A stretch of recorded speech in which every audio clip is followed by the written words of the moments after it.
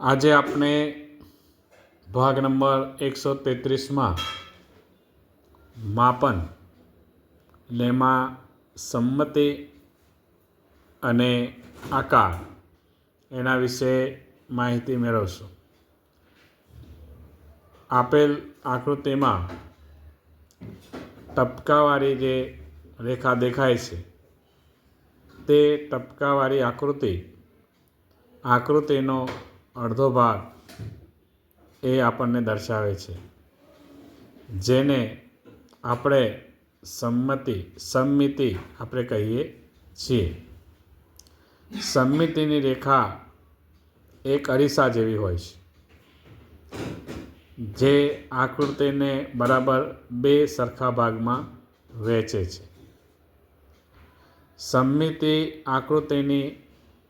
સમમિતિની રેખાથી કરેલા બે ભાગ એકબીજા ઉપર પૂરેપૂરા બંધ બેસે છે. સમમિતિ નિયમિત બહુકોણની બધી બાજુઓ અને બધા ખૂણા સરખા હોય છે. તેથી જે બહુકોણની જેટલી બાજુઓ તેટલી રૈખિક સમમિતિ ધરાવે છે. દાખલા તરીકે અહીંયા એક ત્રિકોણ આપેલો છે, સમબાજુ ત્રિકોણ. હવે અંદર અહીંયા સમમિતિની જે રેખા દોરેલી છે તે રેખાની મદદથી આપણે ત્રિકોણના ત્રણ સરખા એ ભાગ આપણે પાડી શકીએ છીએ. તો સમમિતિની સંખ્યા કેટલી થઈ? તો 1, 2 અને 3. હવે આપણે જે આકૃતિ જોઈ તો તેમાં બે પ્રકારની આકૃતિ હોય છે, જેને આપણે 2D અને 3D એવી રીતે આપણે દર્શાવીએ છીએ. જેમ કે આકાર અને ભાતની અંદર દ્વિપરિમાણીય આકૃતિ કોને કહે છે? તો કે જેને લંબાઈ અને પહોળાઈ જેવા બે જ માપ હોય એને દ્વિપરિમાણીય આકાર કહેવાય છે. આ દ્વિપરિમાણીય આકૃતિ એ કોઈ જગ્યા રોકતી નથી. તેને આપણે ટૂંકમાં 2D કહીએ છીએ. દાખલા તરીકે ચોરસ, લંબચોરસ, વર્તુળ, અર્ધવર્તુળ, ત્રિકોણ વગેરે. આ જે આકૃતિ છે તેને આપણે દ્વિપરિમાણીય આકૃતિ કહીએ છીએ. તેવી જ રીતે ત્રિપરિમાણીય આકૃતિ, જેને લંબાઈ, પહોળાઈ અને ઊંચાઈ જેવા માપ હોય છે, તેને ત્રિપરિમાણીય આકાર કહેવાય છે. ત્રિપરિમાણીય આકૃતિ તે જગ્યા રોકે છે. ટૂંકમાં તેને 3D કહે છે. દાખલા તરીકે ઘન, લંબઘન, નળાકાર, શંકુ, પ્રિઝમ, પિરામિડ વગેરે આકૃતિ જે છે તેને આપણે ત્રિપરિમાણીય આકૃતિઓ કહીએ છીએ. કેટલાક ત્રિપરિમાણીય આકારો કિનારી, બાજુ અને ખૂણા ધરાવે છે. આવા ઘનને બહુફલક કહેવાય છે. બાજુ ઘનને સપાટીને બાજુ કહે છે. કિનારી ઘનની બે સપાટી જ્યાં મળે છે તેને કિનારી કહીએ છીએ. ખૂણા આ કિનારી જે બિંદુમાં મળે છે તેને ખૂણા કહે છે. ત્યારબાદ આપણે જોઈએ અહીંયા વિવિધ ઘન વસ્તુઓ અને એના આકાર આ બે આપેલા છે, અને દરેક વસ્તુ અને આકારની કિનારી, બાજુ અને ખૂણા અહીંનું કોષ્ટક અહીંયા આપેલું છે. અહીંયા ઘોડો પૃથ્વીનો ગોળો અથવા તો ગોળ એવો ગોળો છે, લોખંડનો ગોળો. બીજો આકાર છે વર્તુળનો. હવે આ ઘન વસ્તુ છે અને આ આકાર છે. આ દ્વિપરિમાણીય આકૃતિ કહેવાય. અને આ ત્રિપરિમાણીય આકૃતિ કહેવાય. અહીંયા આપણે જોઈએ તો વર્તુળ જે છે તેને બાજુ, આ ઘન વસ્તુની ગોળાની બાજુઓ કેટલી, તો કે એને બાજુ હોય નહીં. તેને કિનારી તો કે નહીં, અને ખૂણા પણ નથી. અહીંયા બીજી આકૃતિ છે સમઘનની આકૃતિ, અને અહીંયા ચોરસ છે. તો સમઘનને કેટલી કિનારી હોય છે? પરીક્ષામાં આવો પ્રશ્ન પૂછાય છે કે સમઘનને કેટલી બાજુ હોય છે? તો બાજુઓ 6, કિનારી 12, ખૂણા 8 એ સમઘનને અને ચોરસને બંને આકૃતિમાં જોઈએ તો ખૂણા કેટલા હોય છે? 8. તેવી જ રીતે અહીંયા નળાકાર આપેલો છે, અને આ નળાકારનો ટોચ અને આ એનું તળિયું છે. હવે એમાં જોઈએ તો કિનારી કેટલી, તો કે 2. બાજુઓ કેટલી, તો કે 3. અને ખૂણા કેટલા, તો કે ખૂણો નથી. તેવી જ રીતે લંબઘન અને લંબચોરસ. તો જેવી રીતે સમઘનને 12 કિનારી છે, એમ લંબઘનને પણ 12 કિનારી હોય છે. બાજુઓ કેટલી, તો કે 6.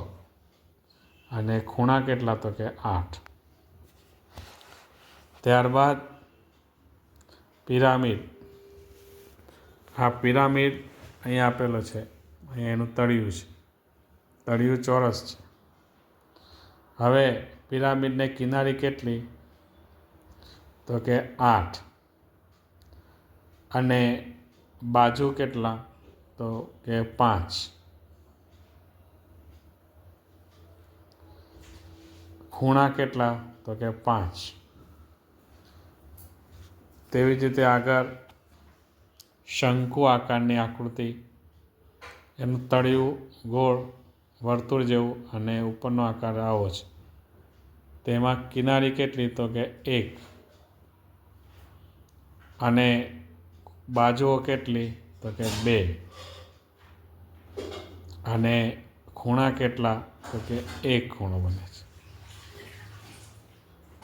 નંબર 31. નીચેનામાંથી કયો અંગ્રેજી મૂળાક્ષર લઘુકોણનો ખૂણો ધરાવે છે? તો અહીંયા આપણે જોઈએ તો એલ મૂળાક્ષર તો ખૂણો છે નહીં. ઈ મૂળાક્ષર છે, પણ એમાં બધા ખૂણા કાટખૂણા છે. સીમાં પણ બધા ખૂણા કાટખૂણા છે. અહીંયા એક એનની અંદર જે છે તે બંને લઘુકોણ ખૂણા ધરાવે છે. એટલે આપણો જવાબ આવશે ઓપ્શન નંબર ડી. એ આપણો જવાબ આવશે. ત્યારબાદ ક્ષેત્રફળ. ક્ષેત્રફળ કોને કહે છે? બંધ આકૃતિ સપાટીનો જેટલો ભાગ રોકે છે તેના માપને ક્ષેત્રફળ કહે છે. દાખલા તરીકે આ આકૃતિ છે, તો આકૃતિની બાજુના માપનો સરવાળો એને પરિમિતિ કહેવાય. પણ તેને વચ્ચે જે જગ્યા રોકેલી છે, એ જે રોકેલી જગ્યા જે છે તેને આપણે ક્ષેત્રફળ તરીકે ઓળખીએ છીએ. ક્ષેત્રફળ શોધવાનું સૂત્ર, એકમ, જેવી રીતે અહીંયા સેમી છે, એવી જ રીતે ક્ષેત્રફળનો એકમ છે ચોરસ સેન્ટીમીટર, ચોરસ મીટર અને ચોરસ કિલોમીટર. એ ક્ષેત્રફળના એકમો છે. ચોરસ, જે આકૃતિની ચારે બાજુના માપ સરખા હોય અને ચારેય ખૂણાના માપ સરખા હોય તેવી બંધ આકૃતિને ચોરસ આપણે કહીએ છીએ. ચોરસની પરિમિતિ અને ચોરસનું ક્ષેત્રફળ શોધવાનું સૂત્ર જોઈએ તો આગળ આપણે જોયું તેમ ચોરસની પરિમિતિ એટલે એની ચોરસને 4 બાજુ હોય, ચારે બાજુનો માપનો સરવાળો એને આપણે પરિમિતિ કહીએ છીએ. તો એ પરિમિતિ શોધવાનું સૂત્ર થાય 4 ગુણ્યા લંબાઈ, એટલે કે 4 વખત તેની લંબાઈ. સમજો કે આ ચોરસ છે તો ચોરસને લંબાઈ લંબાઈ લંબાઈને લંબાઈ, ચારે બાજુનો માપનો જે સરવાળો અને સરવાળાનો ટૂંકું રૂપ એટલે ગુણાકાર, એટલે 4 વખત લંબાઈ, એટલે એ એની પરિમિતિનું સૂત્ર છે. તેવી જ રીતે ચોરસનું ક્ષેત્રફળ, તો આ વચ્ચેની જે જગ્યા જે રોકી છે એને આપણે ક્ષેત્રફળ તરીકે ઓળખીએ છીએ. તો એનું સૂત્ર છે લંબાઈ ગુણ્યા લંબાઈ. લંબાઈ ગુણ્યા લંબાઈનો ગુણાકાર કરીએ તો આપણને આપેલ આકૃતિનું ક્ષેત્રફળ મળે.